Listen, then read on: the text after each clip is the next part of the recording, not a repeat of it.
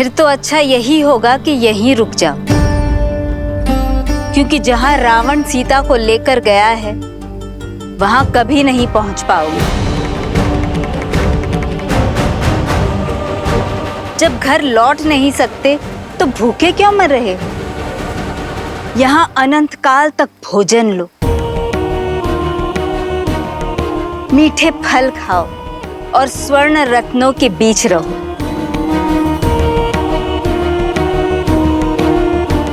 सारी सुविधाएं हैं यहाँ। क्यों किसी और के लिए अपने प्राण और जीवन पर संकट लाते हो? सब प्यास से तड़प रहे हैं, जल पी लो।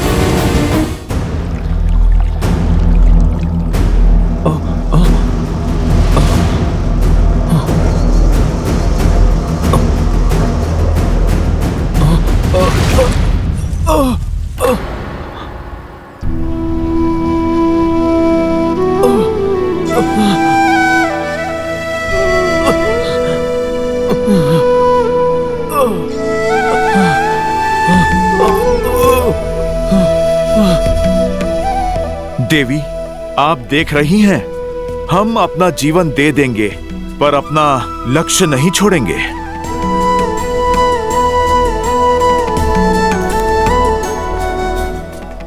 माता, यदि जीवन पाने के बदले अपना लक्ष्य त्यागना है तो वो हमें स्वीकार नहीं।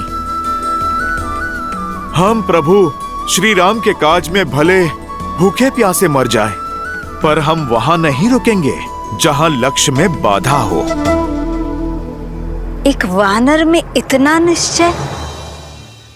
प्रभु श्री राम का नाम लेने वाले कौन हैं आप? हम वानर ही नहीं, प्रभु श्री राम के सेवक हैं, उनके सैनिक हैं। मैं दशरथ नंदन प्रभु श्री राम का दास हूं और ये महाराज सुग्रीव की सेना है। अद्भुत। जिसमें इतना निश्चय हो, उन्हें विजय पाने से कौन रोक सकता है? आइए, निसंकोच होकर अन्न और जल लीजिए।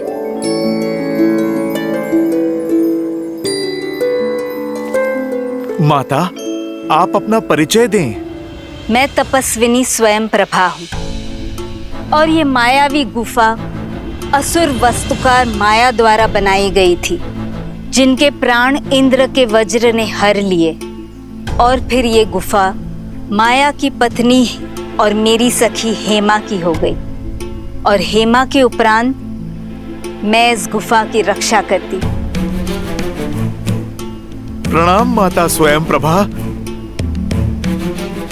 आइए, जल ग्रहण करें।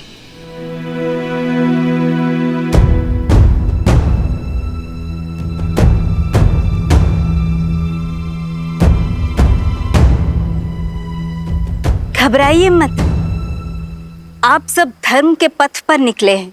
आपकी सहायता करना तो मेरा सौभाग्य है। निसंकोच होकर जल ग्रहण कीजिए। मैं आप सबको स्वयं यहाँ से बाहर लेकर जाऊंगी।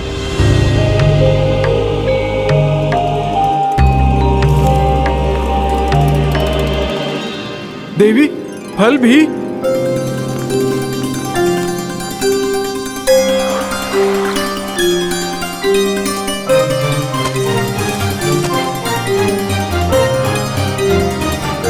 हनुमान काका, आप भी कुछ खा लीजिए।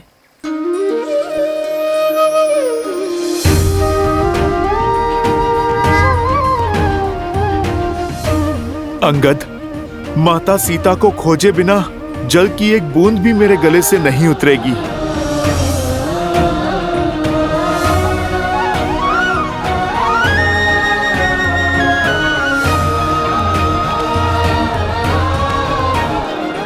माता, भोजन के लिए धन्यवाद। आप हमें बताइए, बदले में हम आपकी क्या सेवा कर सकते हैं? कुछ करना ही चाहते हो तो देवी सीता को बचा लो और रावण को दंडित करो। एक स्त्री का सम्मान धूमिल हो रहा है हनुमान, और इससे बड़ा पाप दूसरा कोई नहीं है। माता, राक्षस कुल की होते हुए भी धर्मपरायण हैं आप। आप तो मेरी माता समान पूजनीय हैं। परंतु माता, रावण को दंडित करने का अधिकार तो प्रभु श्री राम को है। हमें तो बस अपना कर्तव्य करना है माता।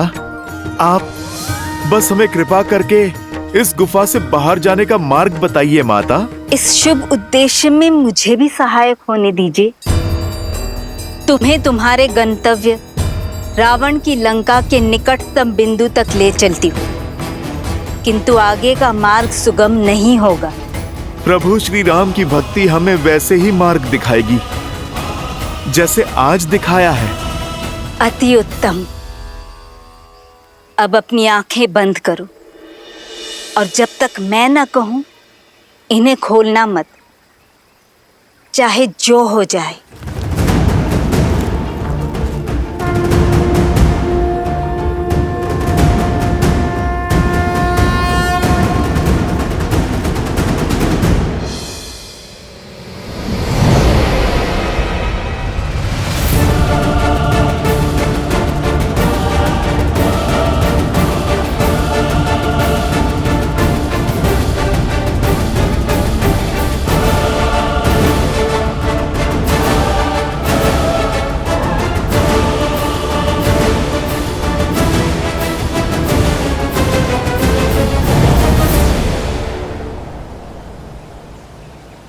आंखें खोलो।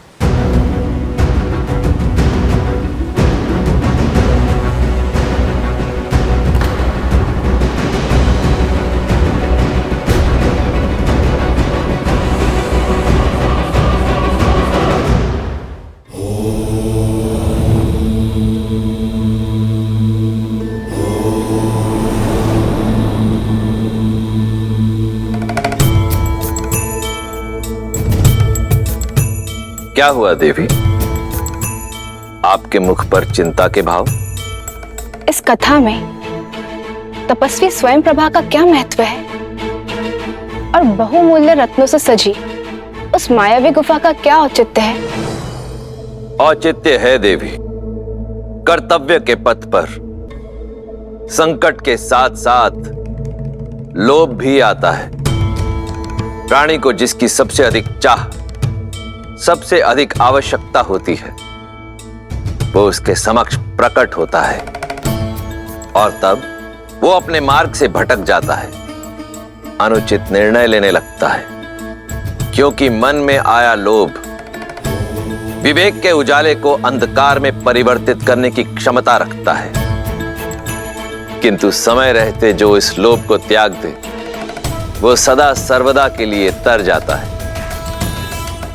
हनुमान और अन्य वानरों ने यही किया, इसीलिए तो श्री राम ने उन्हें अपना सहायक बनाया, क्योंकि वानरों की भक्ति और उनकी मित्रता का गुण तो देवताओं में भी नहीं है। वानर अपने पथ से कभी भटकते नहीं हैं।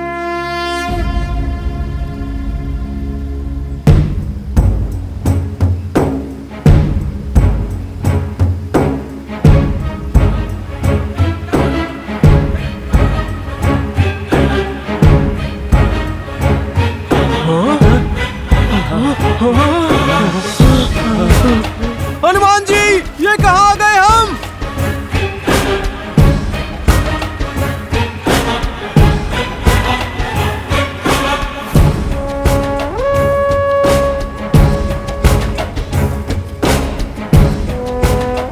माता, यहाँ दूर दूर तक तो केवल जल ही जल है। माता, सीता कहाँ है? रावण का राज्य कहाँ है माता? रावण का राज्य, उसका नगर लंका इस महासमुद्र के पार है हनुमान।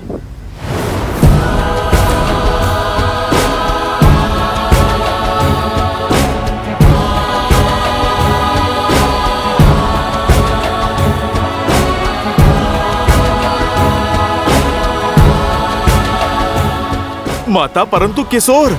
इसके आगे का मार्ग मैं क्या, कोई नहीं जानता।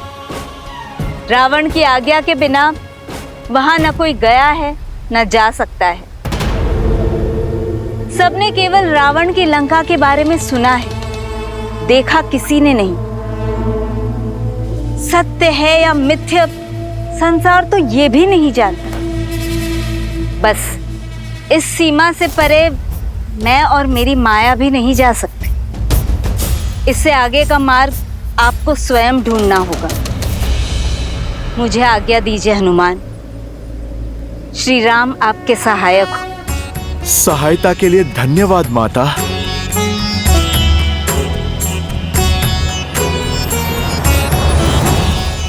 हनुमान जी, लंका के निकट तो पहुंच गए हम, किंतु लंका तक कैसे पहुंचेंगे?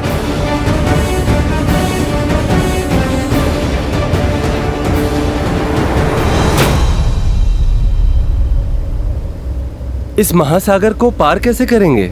श्री राम को दिया हुआ वचन कैसे निभाएंगे? विश्वास रखो,